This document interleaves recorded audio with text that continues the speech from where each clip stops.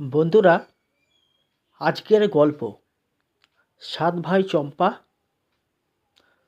লোককাহিনীর গল্প। এক যে ছিল রাজা, তার ছিল সাত রানী। বড় ছয় রানীর খুব অহংকার ছিল। ছোট রানী ছিলেন খুব শান্ত। এই জন্য রাজা ছোট রানীকে সকলের চেয়ে বেশি পছন্দ করতেন। কিন্তু রাজার কোনো ছেলে মেয়ে ছিল না। এত বড় রাজ্য কে ভোগ করবে? রাজার মনে তাই দুঃখ ছিল। এইভাবে দিন যায়। অনেক দিন পর ছোট রানী সন্তান হবে। রাজার মনে বিশাল আনন্দ। পাইক পেয়াদা ডেকে রাজা রাজ্যে ঘোষণা করে দিলেন। রাজা রাজভাণ্ডার খুলে দিয়েছেন। মিঠাই, মন্ডা, মণি, মানিক যে যত পারো এসে নিয়ে যাও। বড় ছয় রানী হিংসায় জ্বলে মরতে লাগলো। রাজা নিজের কোমরের সাথে ছোট রানীর কোমরে এক সোনার শিকল বেঁধে দিয়ে বললেন, যখন ছেলে হবে এ শিকল নাড়া দিও, আমি এসে ছেলে দেখব। বলে রাজা রাজ দরবারে চলে গেলেন। ছোট রানী ছেলে হবে, আতুর ঘরে কে যাবে? বড় রানী বললেন, আহা, ছোট রানীর ছেলে হবে, তা অন্য লোক দিব কেন, আমরাই যাব। বড় রানীরা আতুর ঘরে গিয়ে শিকলে নাড়া দিলেন। অমনি রাজসভা ভেঙে ঢাক ঢোলের বাদ্য বাজিয়ে মণি মানিক সাথে করে রাজা এসে দেখেন কিছুই না। রাজা ফিরে গেলেন। রাজা সবাই বসতে না বসতেই আবার শিকলে নাড়া পড়ল। রাজা আবার ছুটে গেলেন। গিয়ে দেখলেন এবারও কিছুই না।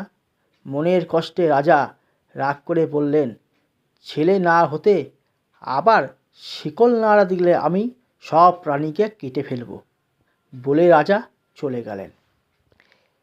একে একে ছোট রানী 7টি ছেলে, একটি মেয়ে হলো। আহা, ছেলে মেয়েগুলো যেন চাঁদের পুতুল, ফুলের কলি। আঁকুবাঁকু করে হাত নাড়ে, পা নাড়ে, আতুর ঘরে আলো হয়ে গেল। ছোট রানী আস্তে আস্তে বললেন, দিদি, ছেলে হলো, একবার দেখালে না? বড় রানীরা ছোট রানীর মুখে কাছে অঙ্গভঙ্গ করে হাত নেড়ে নখ নেড়ে বলে উঠলেন, ছেলে না, হাতি হয়েছে। ওর আবার ছেলে হবে? কটা ইঁদুর আর কটা কাকড়া হয়েছে। শুনে ছোট রানী অজ্ঞান হয়ে পড়ে রইলেন। নিষ্ঠুর বড় রানীরা চুপি চুপি হাঁড়ি সরা এনে ছেলে মেয়েগুলোকে তাতে পুড়ে পাশের গাদায় পুঁতে রাখলেন। তারপর শিকল ধরে টান দিলেন। রাজা আবার ঢাক ঢোলের বাদ্য বাজিয়ে মণি মানিক সাথে নিয়ে ছুটে এলেন।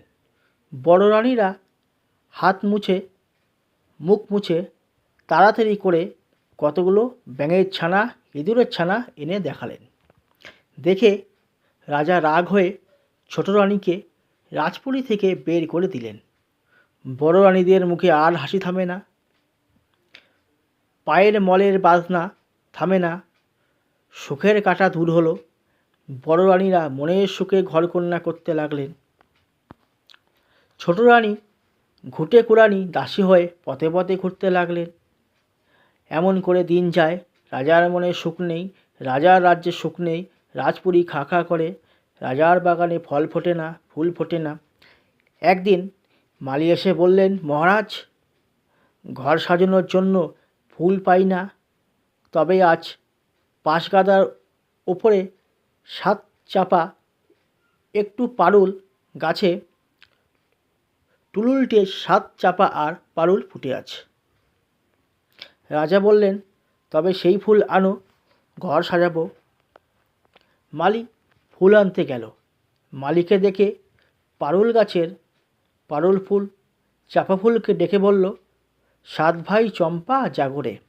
অমনি 7 চাপা নড়ে উঠে সাড়া দিল, কেন বোন, পারুল ডাকরে? পারুল বলল, রাজার মালি এসেছে, ফুল দিবে কি না দিবে?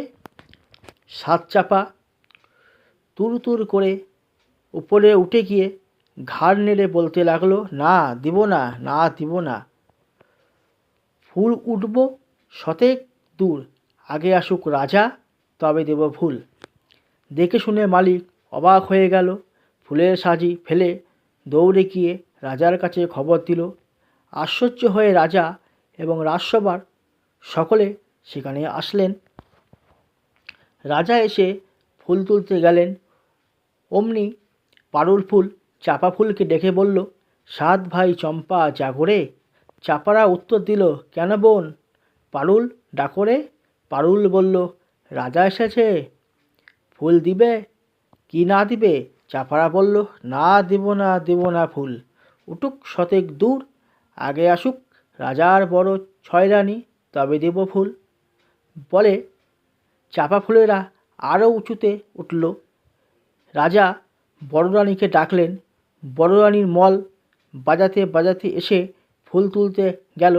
চাপা ফুলেরা বলল, না দিব না দেব ফুল, উঠুক শতেক দূর, আগে আসুক রাজার মেজরানী, তবে দেব ফুল। তারপর মেজরানী আসলেন, সেজরানী আসলেন, নরানী আসলেন, কনে রানী আসলেন, কেউই ফুল পেলেন না। ফুলেরা গিয়ে আকাশে তারার মতো ফুটে রইল। রাজা গালে হাত দিয়ে মাটিতে বসে পড়লেন। শেষে দুয়ো রানী আসলেন। তখন ফুলেরা বলল, না দিব না দিব ফুল, উঠুক শতক দূর, যদি আসে রাজার ঘুটে কুড়ানি দাসী, তবে দেব ফুল। তখন ঘুটে কুড়ানি দাসীকে খুঁজতে অনেক লোক বেরিয়ে পড়ল। রাজা চৌদলা পাঠিয়ে দিলেন। পাইক পেয়াদারা চৌদলা নিয়ে মাঠে গিয়ে খুঁজে পেতে ঘুটে কুড়ানি দাসী ছোট রানীকে নিয়ে আসলো। ছোট রানীর হাতে পায়ে গোবর, পরনে ছেঁড়া কাপড়, তাই নিয়ে তিনি ফুল তুলতে গেলেন। অমনি শ্বশুর করে চাপার আকাশ থেকে নেমে এলো। পারুল ফুলটি গিয়ে তাদের সঙ্গে মিশল।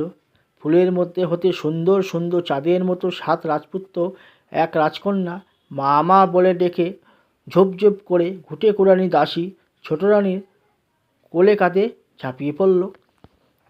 এমন দৃশ্য দেখে সকলেই অবাক।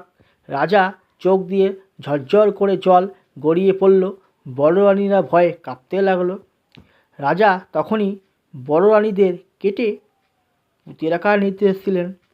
সাত রাজপুত্র এক রাজকন্যা আর ছোট রানীকে নিয়ে রাজা রাজপুরীতে চলে গেলেন। রাজপুরীতে আনন্দের বাজনা বেজে উঠল। রাজার মন্ত্রীরাও ডুকডুক বাজাতে লাগলো। এই হচ্ছে আজকের সাত ভাই চম্পার